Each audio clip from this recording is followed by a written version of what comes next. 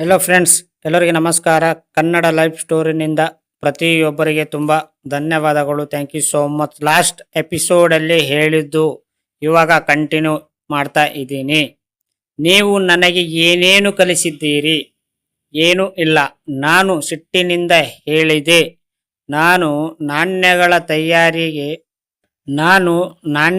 ತಯಾರಿಗೆ ಬದಲು ಕೆಲಸ ಮಾಡಲು ಹೊರಟ ಮೊದಲ್ಗೊಂಡು ನೀವು ನನ್ನ ಜೊತೆಗೆ ಮಾತೇ ಆಡಿದಿಲ್ಲ.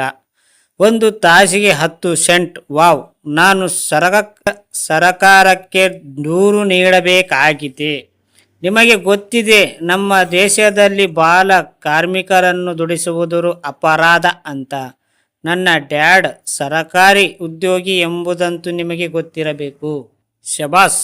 ಶ್ರೀಮಂತ ಡ್ಯಾಡ್ ಹೇಳಿದರು. ಈಗ ನೀನು ಆ ಎಲ್ಲ ನೌಕರರು ಆಡುವ ಭಾಷೆಯನ್ನು ಉಪಯೋಗಿಸ್ತಾ ಇದೀಯ. ಅವರಲ್ಲಿ ಹೆಚ್ಚಿನವರನ್ನು ನಾನು ಕೆಲಸದಿಂದ ತೆಗೆದು ಹಾಕಿದ್ದೇನೆ, ಇಲ್ಲವೇ ಅವರೆಲ್ಲ ಕೆಲಸವನ್ನು ಬಿಟ್ಟು ಹೋಗಿದ್ದಾರೆ. ಹಾಗಾದರೆ ಈ ವಿಷಯದಲ್ಲಿ ನೀವು ಏನು ಹೇಳಬೇಕೆಂದಿದ್ದೀರಿ? ನಾನು ಕೇಳಿದೆ. ನನಗನಿಸಿತ್ತು, ನನ್ನ ಇಷ್ಟು ಸಣ್ಣ ವಯಸ್ಸಿನಲ್ಲೇ ಇಷ್ಟೊಂದು ಧೈರ್ಯವನ್ನು ಪ್ರದರ್ಶಿಸುತ್ತಿದ್ದೇನೆ ಅಂತ. ನೀವು ನನ್ನಲ್ಲಿ ಸುಳ್ಳು ಹೇಳಿದಿರಿ.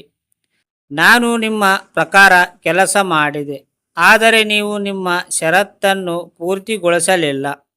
ನೀವು ನನಗೆ ಏನೇನು ಕಲಿಸಲಿಲ್ಲ. ನಿನಗೆ ನಾನು ಏನೇನು ಕಲಿಸಲಿಲ್ಲವೆಂದು ಯಾರು ಹೇಳಿದರು? ಶ್ರೀಮಂತ ಡ್ಯಾಡ್ ಶಾಂತವಾಗಿ ಕೇಳಿದರು. ನೋಡಿ, ಹೀಗೆಲ್ಲ ನೀವು ನನ್ನಲ್ಲಿ ಮಾತನಾಡಿದ್ದೇ ಇಲ್ಲ. ನಾನು 3 ವಾರಗಳ ತನಕ ಕೆಲಸ ಮಾಡಿದೆ ಮತ್ತು ನೀವು ನನಗೆ ಏನೇನು ಕಲಿಸಲಿಲ್ಲ. ನಾನು ಮುಖ ಊದಿಸಿಕೊಂಡು ಹೇಳಿದೆ. ಕಲಿಸುವುದೆಂದರೆ ಹೇಳುವುದು ಅಥವಾ ಲೆಕ್ಚರ್ ಕೊಡುವುದೇ? ಶ್ರೀಮಂತ ಡ್ಯಾಡ್ ಕೇಳಿದರು. ಮತ್ತೇನು? ನಾನು ಉತ್ತರಿಸಿದೆ.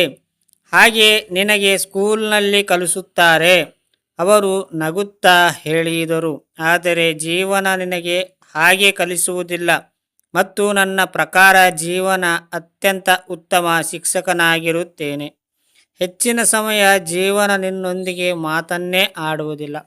ಅದು ಒಂದು ರೀತಿಯಲ್ಲಿ ನಿನಗೆ ಹೊಡೆತ ಕೊಡುತ್ತದೆ. ಪ್ರತಿ ಹೊಡೆತದಲ್ಲಿ ತಿಳುಕೋ, ಜೀವನ ಹೇಳುತ್ತದೆನೆಂದರೆ ಎದ್ದೇಳು. ಅದೊಂದು ವಿಷಯವಿದೆ, ಅದನ್ನು ನಾನು ನಿನಗೆ ಕಲಿಸಲು ಬಯಸುತ್ತೇನೆ.